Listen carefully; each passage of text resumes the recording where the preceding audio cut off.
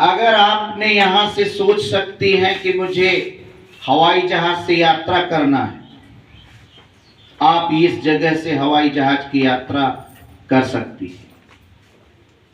मगर अगर आज आपने मीटिंग सुना और यहाँ से सीधा घर गए और घर पे आराम से, इस मीटिंग से कोई मतलब नहीं है, किसी के कहने से अगर यहाँ पे आप आए, तो मैं आपको बताऊं कि आप कुछ नहीं कर पाएंगे। अगर किसी के कहने से यहाँ पे आप आए, कुछ नहीं कर पाएंगे आप एकदम इज्जत के साथ अपने घर पर चूल्हा चौका करिए, बस न समय बर्बाद करिए, न अपने घर वालों का विश्वास बर्बाद करिए। काम करने वाले लोगों को हम खोजने निकले हैं और खोज लेंगे। हमें आत्मविश्वास है, इसका हमें चिंता नहीं। लेकिन बहनों, दो चीज खराब मत करो, अपना समय और अपना इज्जत। और कोई मुंह फाड़ फाड़ के बार बार जमाई नहीं लेगा।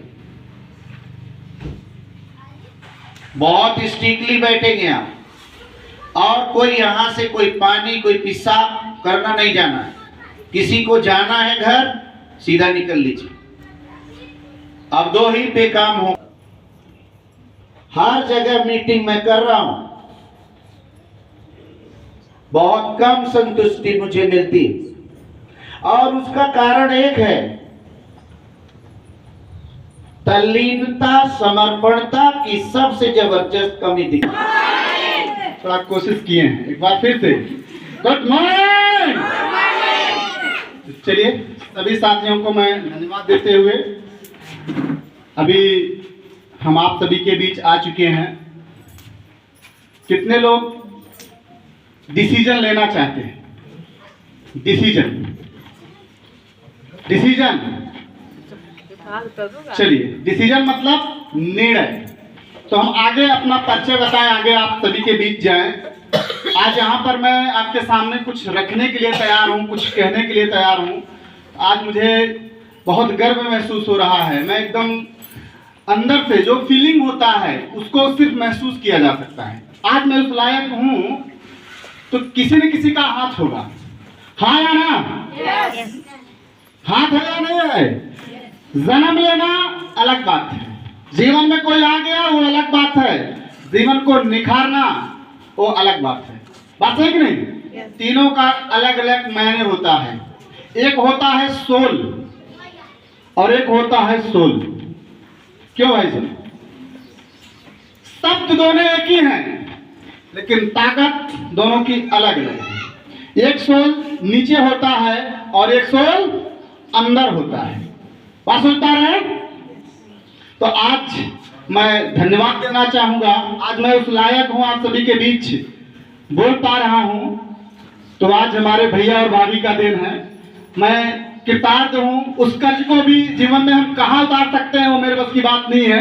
मैं उस फुलवारी का एक छोटा सा फूल हूँ जो आज आपके बीच में इस साहस से बोल पा रहा हूँ। तो मैं चाहूंगा रवि भैया के लिए और सुमन दीदी के लिए जोरदार तालियों में गड़गड़ाहट होनी चाहिए, और जितनी जोरदार तालियां बजाएंगे उतना हम कुछ देके जाएंगे।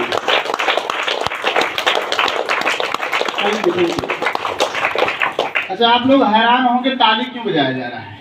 बार बार सब लोग ताली बजा रहे हैं, ताली बजाते बजाते हमारे हाथ जो हैं गड़बड़ हो रहे हैं, दर्द कर रहे हैं। कितने लोग दर्द कर रहा है? नहीं दर्द कर रहा है? चलिए, अभी दर्द करा देंगे, है कि नहीं? दर्द अगर नहीं लेना चाहेंगे तो मर्ज बाहर नहीं आएगा। अभी आप लोगों का मर्ज आपके अंदर है, अभी कुछ देर में बाहर आ जाएगा, लेकिन संभालिएगा, बाहर आते ही ये बहुत सारा प्रॉब्लम करता है। तो इस फुलवारी को सजाने के लिए, आज इस मीटिंग को ऑर्गेनाइजेशन करने के लिए हमारे अरविंद भैया और अजय भैया और हमारे सारे लीडर यहाँ पर उपस्थित हैं। मैं उनको तहे दिल से धन्यवाद देना चाहूँगा कि आज उनकी वजह से ये सारा कार्यक्रम हो पा रहा है।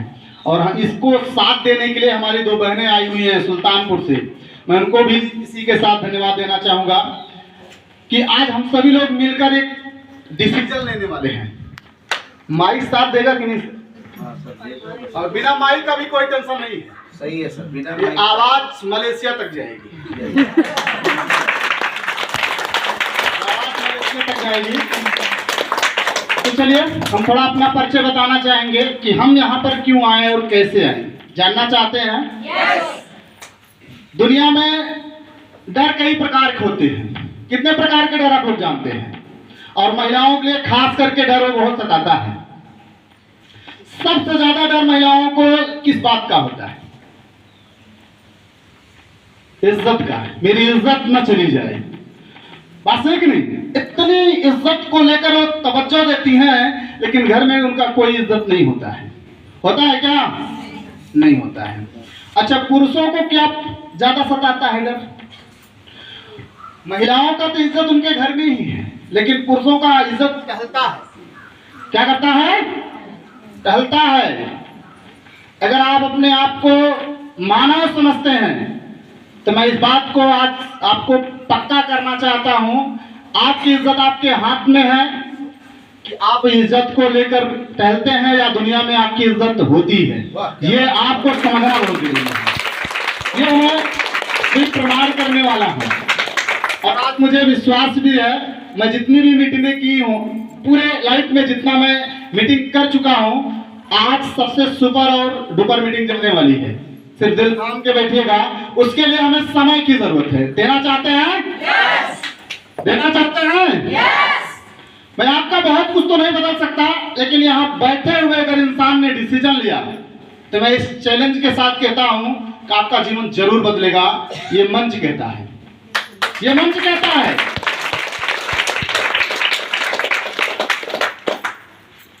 थोड़ी सी कहानी में बताना चाहूँ। डर की बात मैंने कहा तो क्यों ऐसा कहा? क्योंकि जीवन में सबसे बड़ा डर मुझे था, और वो डर इतना डर गया था कि जीवन शुरू ही नहीं हो रहा था कि कैसे शुरू करूं। बहुत कठिन जीवन हो गया था, और उसके लिए होता है। अच्छा, कितने लोग यहाँ गरीब हैं? आप सभी लोग बताइएगा। ईमानदारी से करेंगे तभी मजा। गरीब हैं? चलिए, ये लोग अमीर हैं, अभी हाथ नहीं उठा रहे। उठाना पड़ेगा बहन जी। अगर आप गरीब हैं तो हाथ उठा दीजिए, अगर नहीं गरीब हैं ये मान लीजिए आज से हम गरीब नहीं हैं। तो थैंक यू। गरीब, गरीब एक शब्द है जो इंसान को तोड़ता है अंदर से। गरीबी एक शब्द है। कोर्ट को आप जी सकते हैं, लेकिन गरीबी को लेकर जी नहीं। लेकिन दुनिया में दो टाइप के गरीब हैं। ये एक सच में गरीब हैं, उनके पास सच में गरीबी है, लेकिन एक मुखौटा पहन के बैठे हुए हैं। वो बाहर से तो बोलते हैं मैं गरीब हूं, लेकिन इसके लिए मानने के लिए तैयार नहीं है। हमारी बात से एग्री है? गरीब है, वो बोलते हैं मैं गरीब हूं, लेकिन मानने के लिए तैयार नहीं है। बात समझ पा रहे हैं? चलिए, इसी के साथ मैं एक कहानी सुनाना चाहता हूं। सुनना चाहेंगे आप? क्योंकि आज यहाँ आकाशवाणी हो गई है, और उस आकाशवाणी का सबका जीवन बदलेगा, लेकिन आप इस कहानी को थोड़ा सा अपने जीवन में जोड़िएगा। एक बार हुआ क्या कि दो बंदर थे, और हेलो, दो बंदर थे। एक बंदर, एक बंदरिया एक तालाब के पास रहा करते थे, और उस तालाब पे रोज नहाते, उछलते कूदते थे। और प्रकृति का एक बार संदेशा आया, बुलावा आया और मैसेज आया। भगवान ने उनको एक आकाशवाणी दिया कि आज की रात, किस दिन? आज की रात ठीक 12 बजे इस पानी में जो कूद जाएगा वो एक खूबसूरत राजा बन सकता है, एक खूबसूरत रानी बन सकती है, दुनिया उसकी बदल जाएगी। ये आकाशवाणी होती है। ठीक 12 बजे बंदरिया ने क्या किया? छलांग लगा दिया, और बंदर साहब सो रहे थे। बंदर साहब सो रहे थे, और जैसे ही छलांग लगाई और पानी में डुबकी मारते ही उसके जीवन के सारे कल्पकाय क्या हुए? बदल गए। सुबह होता है, बंदर देखता है कि मेरी बंदरिया गई कहाँ? दस है कि नहीं?